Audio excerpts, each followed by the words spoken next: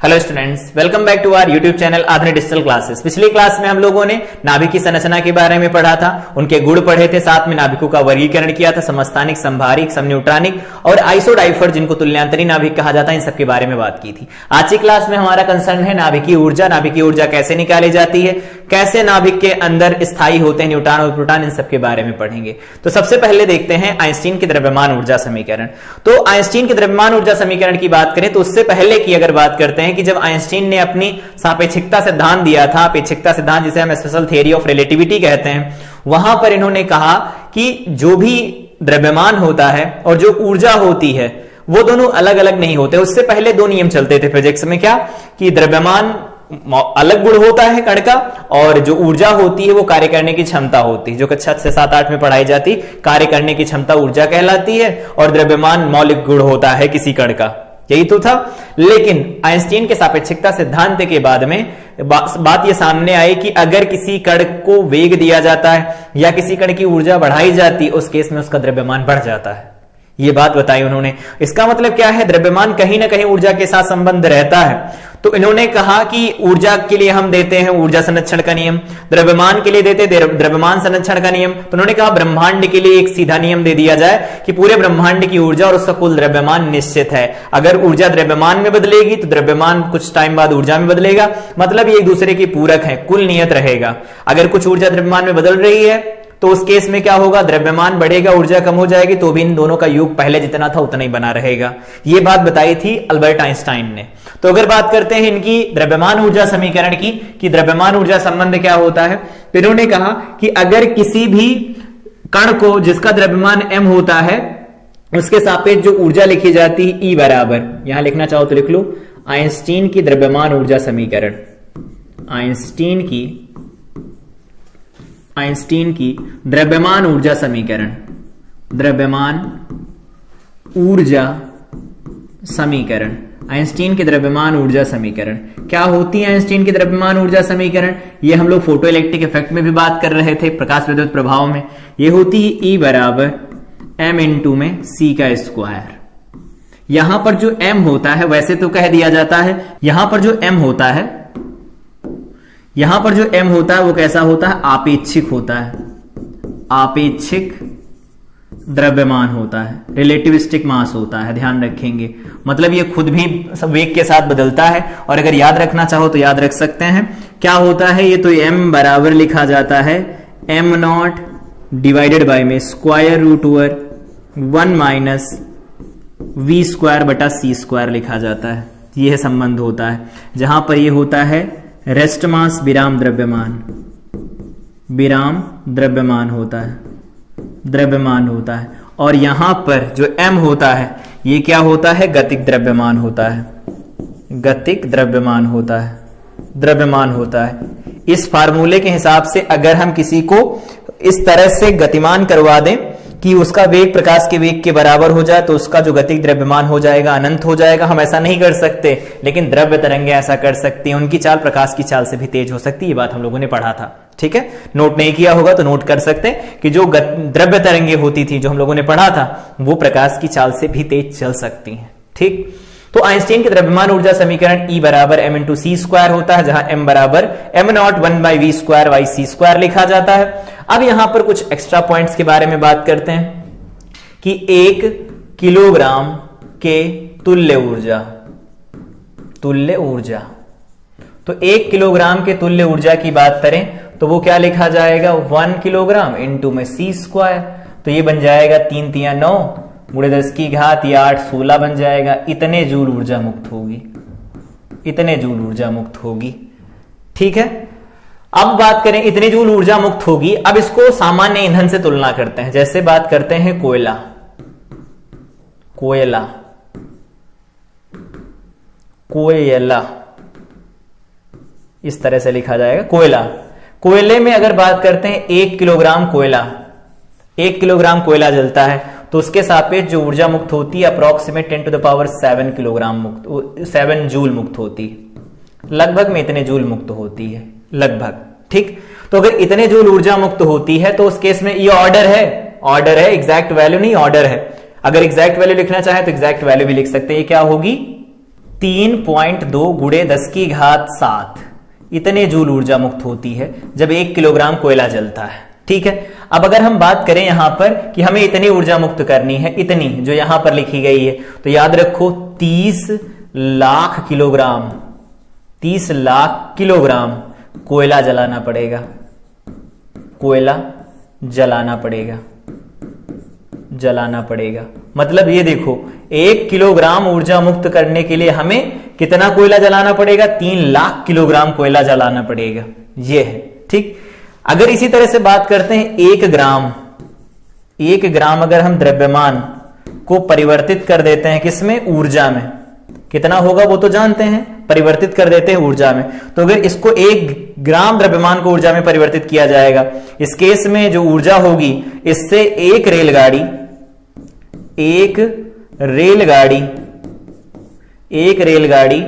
70 kilometre प्रति घंटा, ये ऐसा डाटा है, एक एग्जांपल लेके समझ सकते हैं, 70 किलोमीटर प्रति घंटे की चाल से 10 साल तक चल सकती है, की चाल से 10 साल तक चल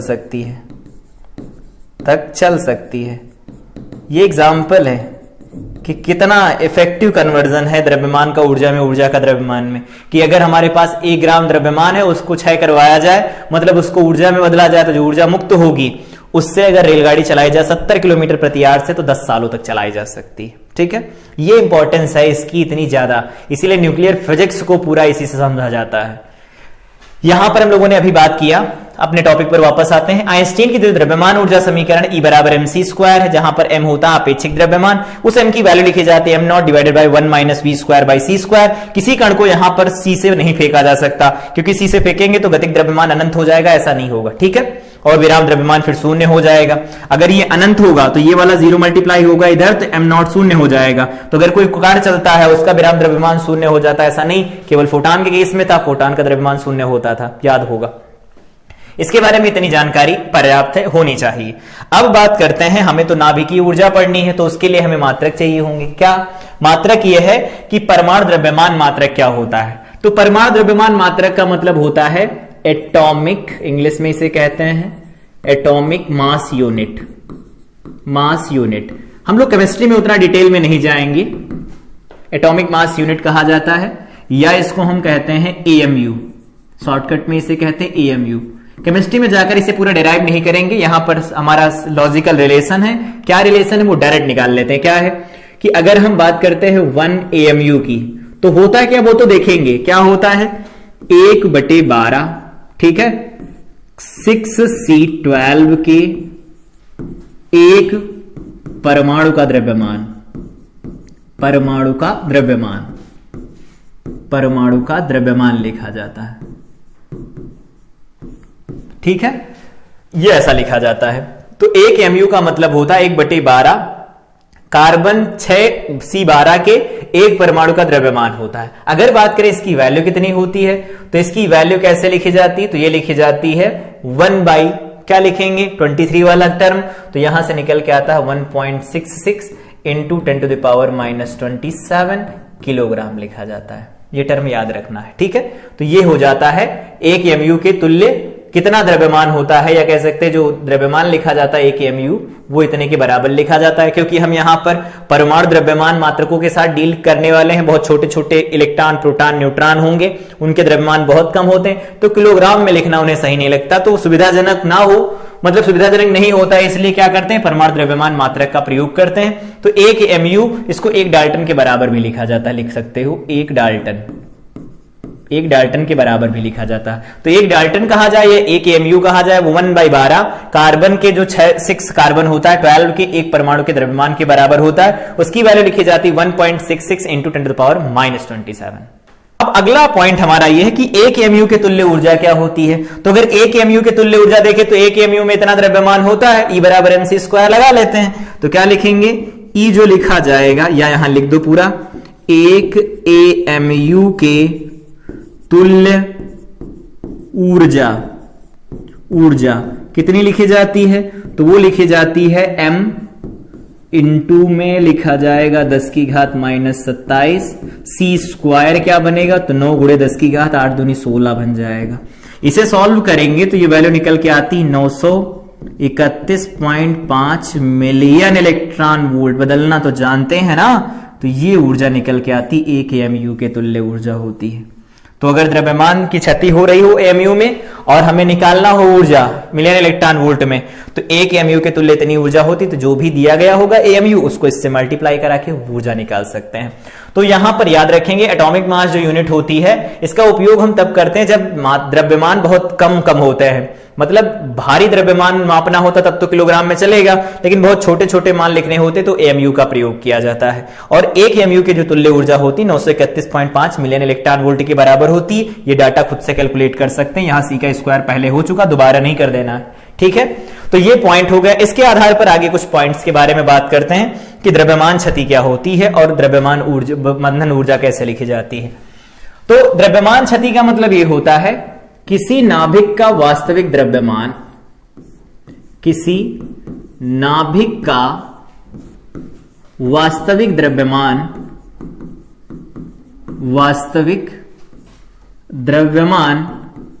किसी नाभिक का जो वास्तविक द्रव्यमान होता है न्यूक्लियानों के द्रव्यमान से सदैव कम रहता है। न्यूक्लियान याद आया? न्यूक्लियानों के द्रव्यमानों से सदैव कम रहता है, सदैव कम रहता है। नाभिक में यह क्षति, या ऐसे लिख दो, इसे द्रव्यमान क्षति कहते हैं। इसे नाभिक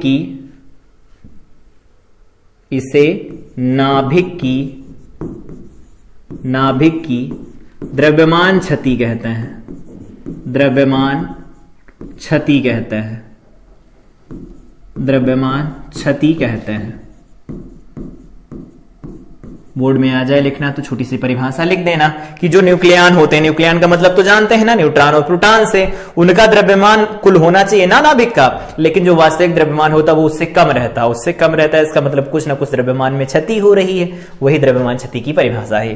तो अगर हम बात करते हैं द्रव्यमान क्षति निकालना है हमें, तो ऐसे जैसे यहां पर बात करें कि ऐसा कुछ है, यहां पर ये हमारे पास नाभिक है, फिल कर दिया गया। अब उसके बाद यहां पर कक्षाएं होंगी, एक और बना देते हैं बस, ये ऐसा, ठीक है। ये नाभिक है हमारे पास और उसके अंदर बाहर ये कक्षाएं बनी हुई हैं। तो हमें ये बताना है यहां पर कि जो द्रव्यमान क्षति होगी कितनी लिखी जा सकती है। तो नाभिक के बारे में हम लोग पढ़ रहे हैं, तो नाभिक में लिखा जाएगा, अगर हम नाभिक का द्रव्यमान लिखें, नाभिक का परिकलित द्रव्यमान मतलब जो गणना द्वारा निकाला जा रहा है उसका द्रव्यमान। तो गणना द्वारा अगर हम निकाल रहे हैं तो ये क्या लिखा जाएगा, तो ये लिखेंगे इलेक्ट्रॉनों का मतलब प्रोटॉनों का द्रव्यमान, प्रोटॉनों का द्रव्यमान प्लस न्यूट्रॉनों का द्रव्यमान, न्यूट्रॉनों का द्रव्यमान, यही तो लिखा जाएगा। और प्रोटॉनों का द्रव्यमान, तो एक प्रोटॉन का द्रव्यमान अगर m है तो कितने प्रोटॉन होते हैं नाभिक में, z से मल्टीप्लाई करा देते हैं, जानते हैं।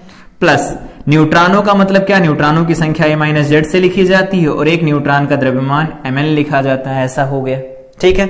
तो जहां पर mp जो दिया गया है एक प्रोटॉन का द्रव्यमान है, एक प्रोटॉन का द्रव्यमान है, और जो mn दिया गया है वो क्या है, एक न्यूट्रॉन का द्रव्यमान। ये क्या है, एक न्यूट्रॉन का द्रव्यमान। ये एक न्यूट्रॉन का द्रव्यमान होता है और ये एक प्रोटॉन का द्रव्यमान होता है। तो अगर प्रोटॉनों की संख्या से प्रोटॉन को द्रव्यमान को गुणा करा दिया जाए और ये न्यूट्रॉनों की संख्या को न्यूट्रॉन के द्रव्यमान से गुणा करा दिया जाए तो नाभिक का परिकलित मान आएगा। लेकिन माना, या यह कह सकते हैं, हाँ माना लिख दो, माना नाभिक का वास्तविक द्रव्यमान, नाभिक का वास्तविक द्रव्यमान बराबर क्या है, mn है, कैपिटल N है, ध्यान से रखना, वहां स्मॉल mn है, तो द्रव्यमान क्षति। तो नाभिक में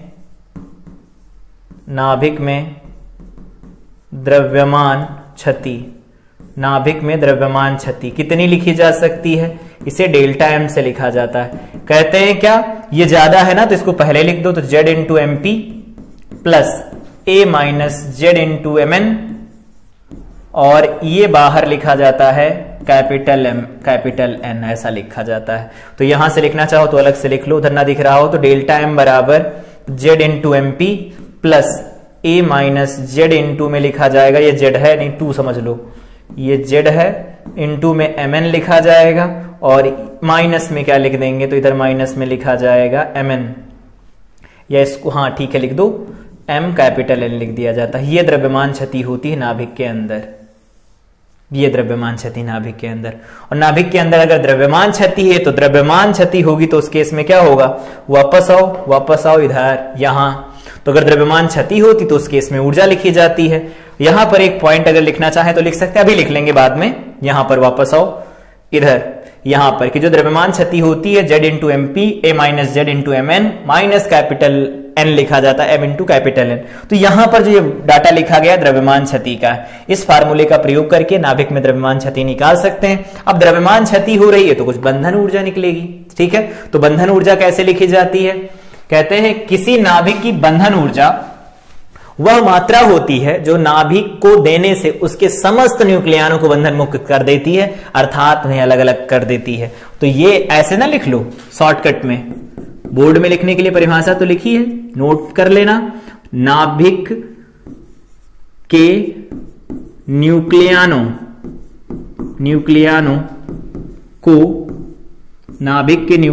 को परस्पर बांधे रखने के लिए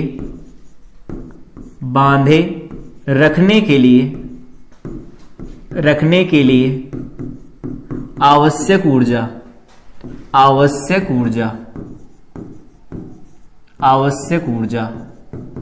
बंधन ऊर्जा कहलाती है, बंधन ऊर्जा कहलाती है।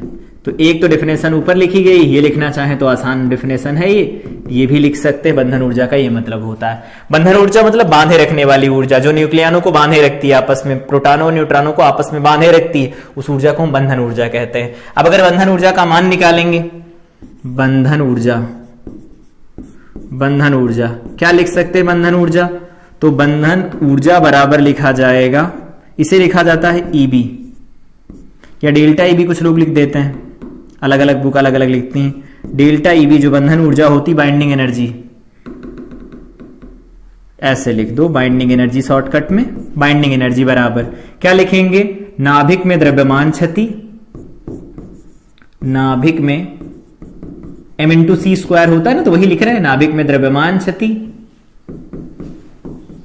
डेल्टा m इंटू में सी स्क्वायर लिख देते हैं। तो यहां से लिख सकते हैं नाभिक में द्रव्यमान क्षति क्या लिखी जाती है, Z into M P plus A minus Z into में क्या लिखा जाता है, MN लिखा जाता है, ये ऐसा बन जाएगा, और माइनस क्या लिखेंगे, M कैपिटल N लिखा जाएगा, और बाहर क्या लिखा जाएगा, तो बाहर लिखा जाएगा C का स्क्वायर, ये हो जाएगी बाइंडिंग एनर्जी, बंधन ऊर्जा। ये फार्मूला निकल के आता है बंधन ऊर्जा का, देखो कितनी इजीली लिख सकते हैं हम इसे। तो ये बंधन ऊर्जा होती है। अब बंधन ऊर्जा का हम उपयोग कैसे कर सकते हैं नाभिक का स्थायित्व चेक करने के लिए, देखो बंधन ऊर्जा का कॉन्सेप्ट लगा करके जब भी कभी हमें नाभिक का स्थायित्व चेक करना होता है, यहां तो जगह है नहीं, इधर लिख लेते हैं, उसके लिए लिखा जाता है, एक टर्म डिफाइन करते हैं जिसका नाम होता है बंधन ऊर्जा प्रति न्यूक्लियन। क्या डिफाइन किया जाता है, बंधन ऊर्जा प्रति न्यूक्लियन, तो प्रति न्यूक्लियन बंधन ऊर्जा, तो बाइंडिंग एनर्जी पर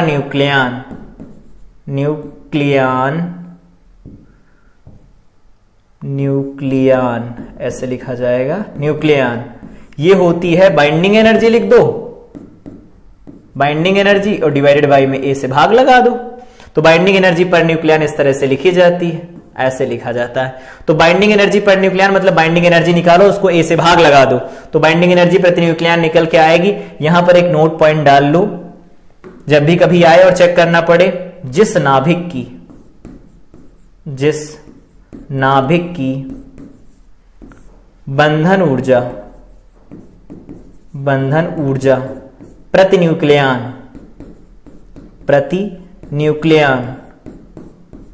न्यूक्लियन अधिक होती है,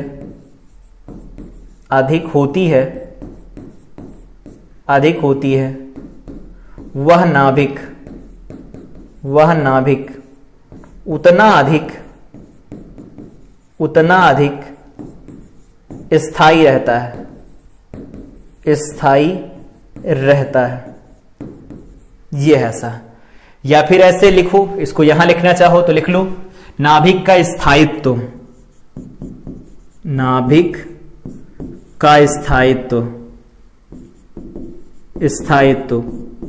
किस पर निर्भर करता है? बंधन ऊर्जा प्रति न्यूक्लियन। ये भी कह सकते हैं बंधन ऊर्जा प्रति न्यूक्लियन। बंधन ऊर्जा प्रति न्यूक्लियन जिसकी जितनी ज्यादा होती है वो नाभिक उतना ज्यादा स्थायी बनता है। तो बंधन ऊर्जा समझ में आई क्या होती है? जो न्यूक्लियनों को आपस में बांधे रखती है उसे हम बंधन ऊर्जा कहते हैं। वही यहां पर पॉइंट है, कैसे कैलकुलेट किया जाता है। तो उसके लिए सबसे पहले हमें नाभिक में द्रव्यमान क्षति निकालना आना चाहिए। अगर निकालना आता तो उस केस में हम ये कैलकुलेशन कर सकते हैं। इसके बाद अगला इंपॉर्टेंट पॉइंट डिस्कस करते हैं, जिसे कहा जाता है बंधन ऊर्जा वक्र। इसे क्या कहते हैं हम? बंधन ऊर्जा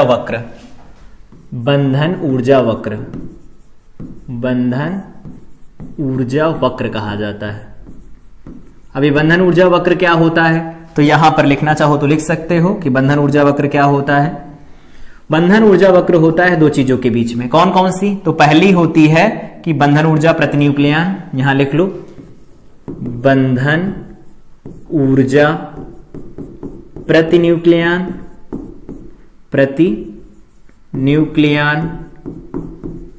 बंधन ऊर्जा प्रति न्यूक्लियन तथा द्रव्यमान संख्या के मध्य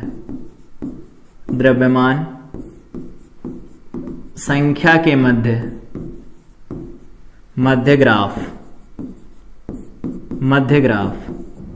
ये है, ठीक है। इसके बीच जो ग्राफ दिया जाता है इसे बंधन ऊर्जा वक्र कहते हैं। अभी हम लोगों ने यहां पर पढ़ा कि जिस नाभिक की प्रति न्यूक्लियन बंधन ऊर्जा का मान जितना ज्यादा होगा वो उतना ज्यादा स्थायी रहेगा। तो इधर दिया गया है बाइंडिंग एनर्जी प्रति न्यूक्लियन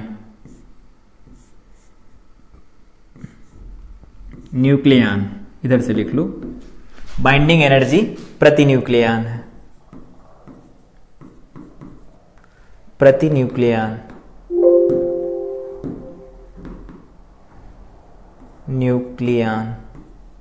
बंधन ऊर्जा प्रति न्यूक्लियन, इधर दे रखा है द्रव्यमान संख्या।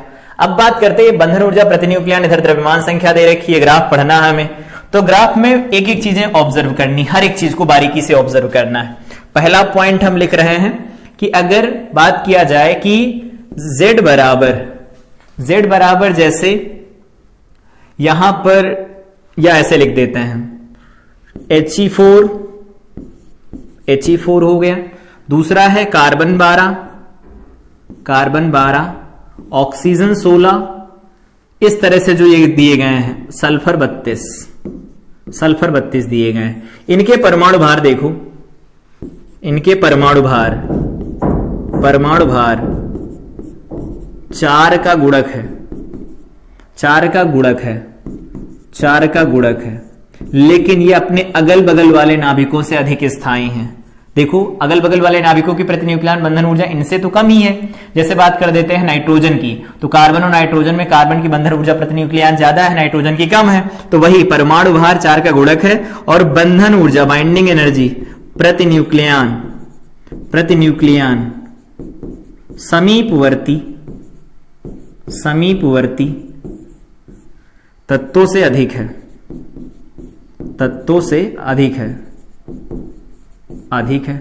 ठीक है, पहला पॉइंट ये हो गया। दूसरा पॉइंट डिस्कस करते हैं। दूसरा पॉइंट देखो, यहां से 56 से आगे की बात कर रहे हैं, बेसिकली 56 की ही बात करते हैं। तो 56 से 80 के बारे में बात करें अगर, दूसरा पॉइंट है इधर, इधर नई तरफ डाल के लिख लेते हैं, यहां नहीं जगह है, इधर ही लिखना होगा। दूसरा पॉइंट है कि दूसरा पॉइंट क्या होता है, तो दूसरा पॉइंट हमारे पास दे रखा है कि अगर हम बात करते हैं 56 से लगा करके 80 तक के बीच में, तो 56 से लगा करके 80 तक के बीच में देखो ये ग्राफ एकदम फ्लैट है लगभग में, यहां पर 80 कहीं आएगा, इधर कहीं पर, यहां कहीं पर, तो 56 से लगाकर 80 तक के बीच में जो ग्राफ है वो फ्लैट है, समतल ग्राफ है, समतल ग्राफ है, पूरी तरह से समतल नहीं पर कुछ समतल ग्राफ है। तो यहां पर जो नाभिक होते हैं, नाभिक, उनकी प्रतिन्यूक्लियन बंधन ऊर्जा ज्यादा होती है, यहां जो नाभिक होते हैं उनकी प्रतिन्यूक्लियन बंधन ऊर्जा अधिक होती है। तो ये जो नाभिक होते हैं सब सर्वाधिक स्थायी होते हैं, सर्वाधिक स्थायी होते हैं। एक डाटा है, याद रखना चाहे तो याद रख सकते हैं, जो आयरन होता है उसकी 8.8 मिलियन इलेक्ट्रॉन वोल्ट में होती है, ये ऊर्जा होती है। बाइंडिंग एनर्जी पर न्यूक्लियन किस में दी जाती है, मिलियन इलेक्ट्रॉन वोल्ट में, और इधर ये द्रव्यमान संख्या होती है।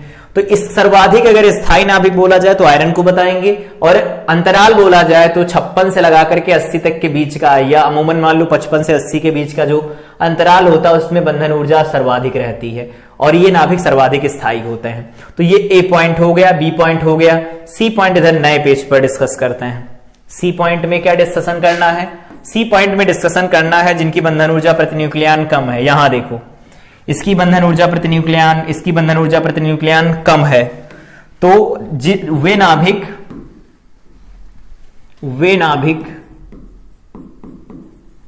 नाभिक जिनकी बंधन ऊर्जा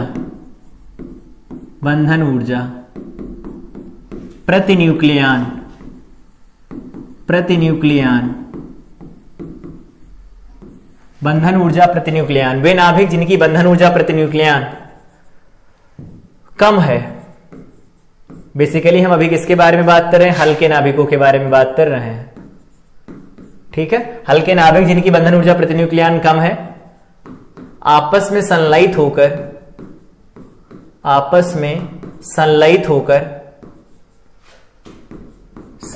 होकर ये संलयित गलत लिखा है, संलयित होकर आपस में संलयित होकर क्या करते हैं, भारी नाभिक का निर्माण करते हैं, जिससे बंधन ऊर्जा प्रतिन्यूक्लियन बढ़ जाती है। भारी नाभिक का निर्माण करते हैं, भारी नाभिक का निर्माण कर स्थायी होते हैं, और इसी का रिजल्ट है क्या, नाभिकीय संलयन। सूर्य में ऊर्जा इसी से तो बनती है, नाभिकीय संलयन के कारण सूर्य से ऊर्जा हमें मिलती है। हाइड्रोजन के नाभिक संलयित होते, हीलियम का निर्माण करते, उस केस में ऊर्जा मुक्त होती है। दूसरा पॉइंट डी, इंपॉर्टेंट पॉइंट, वापस आओ फिगर पर। यहां तक तो ठीक है 80, उसके बाद में फिर बाइंडिंग एनर्जी प्रतिन्यूक्लियन घटने लगी और ये 7.6 के करीब जा रही है। यहां पर देखो, इसकी जो बंधन ऊर्जा होती है वो 7.6 मिलियन इलेक्ट्रॉन वोल्ट के करीब होती है, और ये 7.6 मिलियन इलेक्ट्रॉन वोल्ट के करीब मतलब इनकी बंधन ऊर्जा प्रतिन्यूक्लियन फिर घटने लगी, नाभिक का स्थायित्व कम होने लगेगा, और नाभिक का स्थायित्व कम होगा तो भारी के बारे में बात कर लेते हैं। अभी इससे भारी तो हो नहीं सकते, क्योंकि इससे भारी होंगे तो बंधन ऊर्जा प्रतिन्यूक्लियन क्या हो रही होगी, और भी कम होती जाएगी। वे भारी नाभिक, ऐसे लिखो, वे भारी नाभिक जिनकी बाइंडिंग एनर्जी प्रतिन्यूक्लियन कम है, हल्के नाभिकों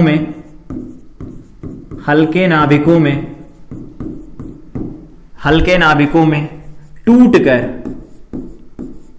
टूटकर क्या करते हैं, हल्के नाभिकों में टूटकर, वे भारी नाभिक जिनकी बंधन ऊर्जा प्रतिन्यूक्लियन कम है, हल्के नाभिकों में टूटकर स्थायी होते हैं, जिससे बंधन ऊर्जा प्रतिन्यूक्लियन बढ़ जाएगी, और बंधन ऊर्जा प्रतिन्यूक्लियन बढ़ जाएगी, इसका रिजल्ट है नाभिकीय विखंडन।